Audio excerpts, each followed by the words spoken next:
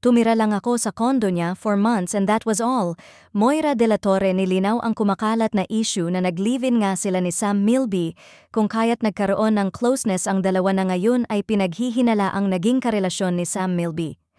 Noong nagsisimula pa lamang si Moira de la Torre sa industriya ng musika, nakitira siya sa condominium unit ni Sam Milby.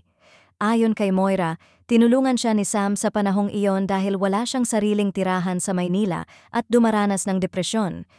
Itinuring niya si Sam bilang isang kuya na nagbigay ng suporta at gabay sa kanya. Sa isang panayam noong nakaraang taon, sinabi naman ni Sam na itinuring niyang maliit na kapatid si Moira at walang romantikong ugnayan sa pagitan nila. Kamakailan lamang napabalita ang pag-unfollow ni Yeng Constantino, Eric Santos, at iba pang mga kaibigan kay Moira sa social media, na naging rason na mas maging maalab ngayon ang issue sa social media patungkol sa napapabalitang relasyon ni Moira de la Torre at Sam Milby.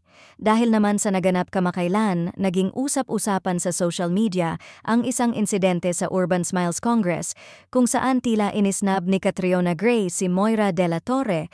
Nagdulot nga ito ng espekulasyon ng alitan sa pagitan ng dalawa. Samantala, may mga fans na nagsasabing walang romantikong relasyon sina Sam Milby at Moira de la Torre.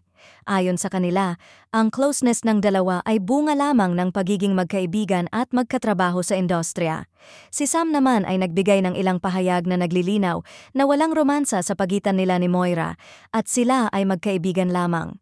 Gayunpaman, may mga netizens na nagbabalita o nagpapalabas ng iba pang mga interpretasyon hinggil sa kanilang closeness, ngunit sa ngayon ay hindi pa naman ito kinukumpirma ng dalawa.